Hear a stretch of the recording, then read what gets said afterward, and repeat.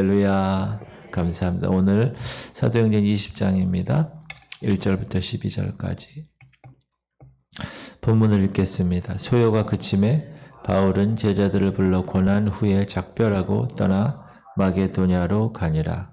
그 지방으로 다녀가며 여러 말로 제자들에게 권하고 헬라에 이르러 거기 석 달 동안 있다가 배 타고 수리아로 가고자 할 그때에 유대인들이 자기를 해하려고 공모함으로 마게도냐를 거쳐 돌아가기로 작정하니 아시아까지 함께 가는 자는 베레아 사람 브로의 아들 소바도와 데살로니가 사람 아리스다고와 세군도와 더베 사람 가이오와 및 디모데와 아시아 사람 두기고와 드로비모라. 그들은 먼저 가서 드로아에서 우리를 기다리더라. 우리는 무교절 후에 빌립보에서 배로 떠나 닷새말에 드로아에 있는 그들에게 가서 이레를 머무니라. 그 주간의 첫날에 우리가 떡을 때려 하여 모였더니 바울이 이튿날 떠나고자 하여 그들에게 강론할세 말을 밤중까지 계속하며 우리가 모인 윗다락에 등불을 많이 켰는데 유두고라고 하는 청년이 창에 걸터 앉아 있다가 깊이 졸더니 바울이 강론하기를 더 오래 하며 졸음을 이기지 못하여 3층에서 떨어지거늘 일으켜보는 죽었는지라. 바울이 내려가서 그 위에 엎드려 그 몸을 안고 말하되 떠들지 말라 생명이 그에게 있다 하고 올라가 떡을 떼어 먹고 오랫동안 곧 날이 새기까지 이야기하고 떠나니라. 사람들이 살아난 청년을 데리고 가서 적지 않게 위로를 받았더라. 아멘. 지금 바울은 에베소에 머물러서 두란노 서원에서 날마다 강론하고 많은 열매를 맺고 있는 중입니다. 지난 시간 에베소시가 소요 사건이 일어났죠. 은장색 데메드리오 우상을 만들어서 판매하는 회사 사장님이 바울과 그의 전도 일행들이 복음을 전함으로 우상이 팔리질 않으니까 소요를 일으켰습니다. 그 소요 사건이 일어난 후에 바울은 그곳을 떠나기로 결정합니다. 그래서 바울은 마게도냐를 거쳐 헬라에 이르러서 그곳에서 수리아로 가려고 했지만 자기를 해하려는 유대인의 공모가 있기 때문에 마게도냐로 돌아가기로 작정을 하죠. 지금 빨간 곳이 마게도냐고 지금의 그리스 윗지방이고요. 그리고 나서 오늘 본문에 유두고 사건이 일어나는 곳이 드로아입니다. 드로아, 파란 화살표. 여기는 터키 지역이고요. 그러니까 지금 저 빌립보 지역과 드로아 지역은 아주 가까운, 그러니까 유럽과 아시아가 바로 가까이 위치해 있는 것을 지도를 통하여 볼 수가 있습니다. 바울의 일행은 이제 헬라에서 빌립보로 갔고 그곳에서 무교절을 지낸 후 배로 드로아에 왔습니다. 그리고 7일 동안 머물죠. 6절 우리는 무교절 후에 빌립보에서 배로 떠나 닷새만에 드로아에 있는 그들에게로 가서 이레를 머무니라. 그래서 오늘은 드로아에서 일어난 사건입니다. 첫 번째 우리가 생각할 것은 드로아에서 7일 머무는 동안 안식 후 첫날 말씀을 우리가 지금 주목해서 봐야 될 것입니다. 안식 후 첫날에 떡을 때려 하여 모였다. 7절 시작. 그 주간의 첫날에 우리가 떡을 때려 하여 모였더니 바울이 이튿날 떠나고자 하여 그들에게 강론할세 말을 밤중까지 계속하며 이 안식 후 첫날에 떡을 떼고 말씀을 강론했다는 것은 주일날에 예배를 드렸다라고 하는 최초의 증거가 되는 구절입니다. 그래서 여러분이 주일 예배, 지금 우리가 주일에 예배를 드리잖아요. 이것은 사도 바울 3차 여행 때 드로아에서부터 시작되었다. 이 성경의 기록을 보면 그렇게 이야기를 합니다. 우리가 잘 아듯이 안식 후 첫날은 일요일이고 이날 주님이 뭐 했어요? 부활하셨기 때문에 성경에서는 주의 날, 주일이라고 말합니다. 드로아에서 안식 후 첫날에 성도들이 모여서 떡을 떼고 또 하나님의 말씀을 강론했다라는 사실은 예배를 위해서 이날 이 주일에 모이는 습관이 있었다. 예수님 부활 후에 그 사실을 증거하는 분명한 사례입니다. 바울은 그동안의 안식일에 유대인의 회당에서 예배드리고 복음을 전했습니다. 왜냐하면 그가 주로 자기 동족인 유대인들을 먼저 상대로 복음을 전하기 위한 전도의 접촉점으로 그들을 만나기 위해서 그렇게 한 것입니다. 그렇게 한 것이지 안식일에 자기가 하나님께 예배를 드린 관리로 그렇게 한 것은 아닙니다. 오히려 바울은 지금 방금 기록된 대로 안식 후 첫날에 주의 날에 그리스도를 믿는 성도들과 함께 떡을 뗐고 말씀을 강론한 사실을 드로아 교회에서 찾을 수 있습니다. 그래서 저희도 우리도 그렇게 하잖아요. 주일날 예배 드리고 또 식당에서 밥을 먹고 식탁 교제하고. 여기서 우리 그리스도인들이 이 안식일에 대한 올바른 견해를 갖는 것은 매우 중요하다고 생각합니다. 이 안식일은 하나님께서 명령하신 10계명 중에 4번째 계명입니다. 안식일을 거룩하게 지키라고. 유대인들은 지금도 안식일을 지키고 있고, 어떤 사람들은 근데 안식일을 어기는 일은 하나님의 계명을 어기는 일이라고 주장합니다. 그래서 소위 이제 안식교라는 이단이 나타나게 되었고, 지금도 그 세력이 잔재하고 있는데, 그러나 10계명에 나오는 이 넷째 계명인 안식일은 우리 그리스도인들이 지녀야 할, 지켜야 할, 그리고 순종해야 할 복음적인 계명은 아닙니다. 바울은 이 안식일에 대해서 분명한 하나님의 계시를 받았고, 그리고 우리에게 그 안식일의 무효성을 말씀해 주고 있습니다. 골로새서 시작. 그러므로 먹고 마시는 것과 절기나 초하루나 안식일을 이유로 누구든지 너희를 비판하지 못하게 하라. 이것들은 장래일의 그림자이나 몸은 그리스도의 것이니라. 안식일을 이유로 비판하지 못하게 하라. 이렇게 얘기하죠. 안식일은 이미 지나간 일이고 그리스도인들에게는 아무런 의미가 없다. 그리고 이런 것은 17절에 장래일의 그림자다. 안식일의 실체가 아니라는 거예요. 그림자라는 거예요. 그림자는 실체가 오면 반드시 어떻게 되죠? 없어지죠. 폐해지는 것입니다.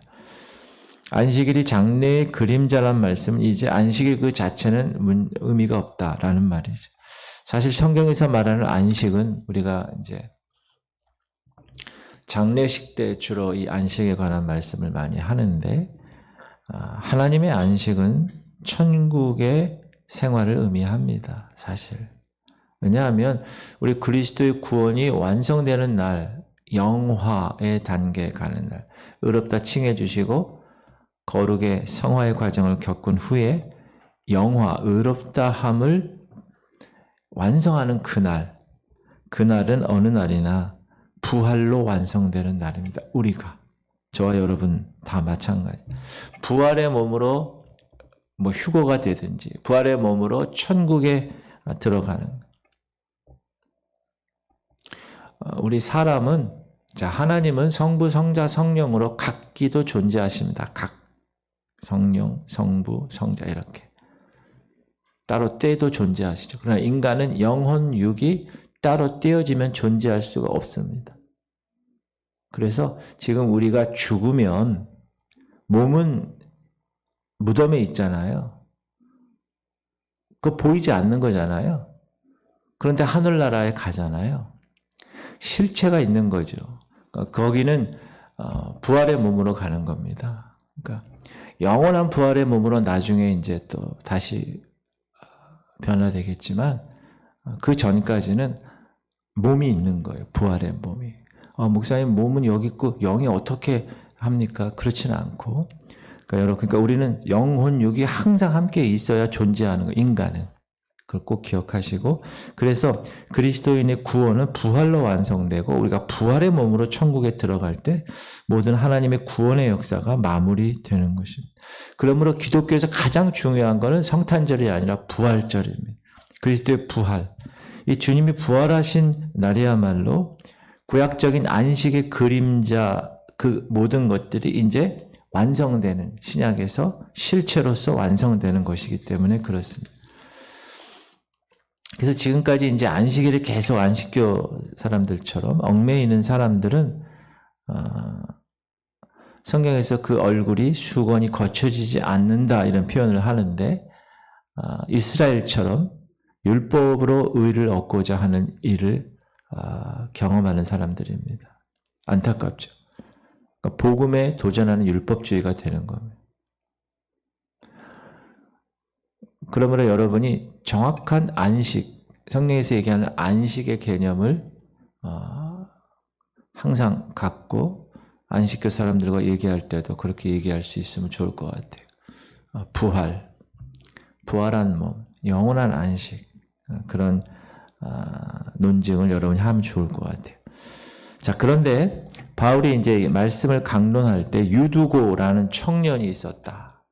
근데 말씀을 듣는 중에 졸다가 3층에서 떨어지는 사건, 인사사고가 나타납니다. 3층이면 이제 잘못하면 죽는 거죠. 그죠? 3층의 높이가 거의 한 10m가 넘으니까. 자, 9절 보면 시작. 유도고라 하는 청년이 창에 걸터 앉아 있다가 깊이 졸더니 바울이 강론하기를 더 오래 하며 졸음을 이기지 못하여 3층에서 떨어지거늘 일으켜 보니 죽었는지라. 성경은 정확하게 그 상황을 설명하지 않기 때문에 우리가 추측하기로는 여러 가지 추측할 수 있어요. 사람이 너무 많아서 의자에 앉을 수가 없어서 창에 걸터 앉을 수도 있고, 그렇죠? 예전에는 그런 경우가 많았습니다. 뭐 등등.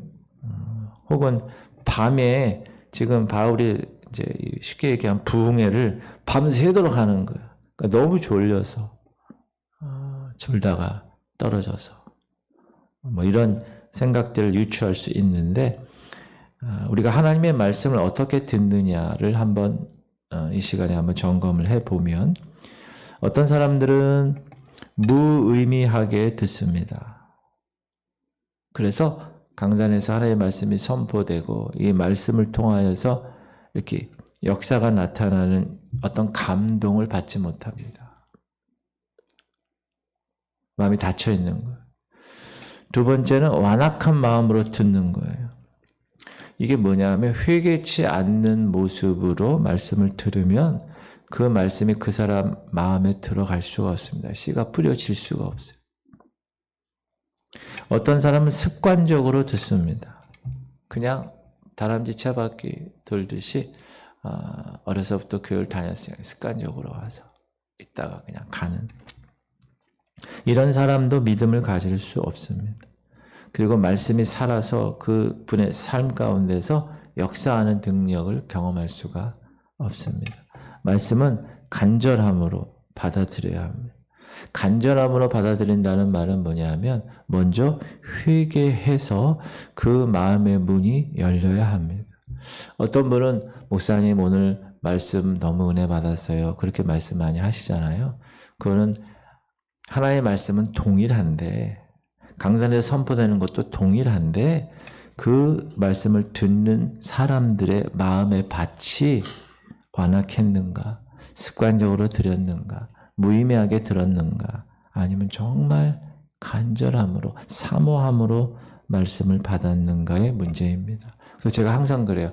그것은 집사님 마음밭이 옥토가 돼서 말씀의 씨가 뿌려진 거예요. 이렇게 얘기하는데, 유두고는 상황은 어떤지 모르지만 지금 창에 걸터 앉아 말씀을 들었고 졸기 시작했고 창에서 떨어져서 죽었다. 시작. 유도고라 하는 청년이 창에 걸터 앉아 있다가 깊이 졸더니 바울이 강론하기를 더 오래 하며 졸음을 이기지 못하여 3층에서 떨어지거늘 일으켜 보니 죽었는지라. 우리 교회는 떨어질 일은 없어요, 여러분.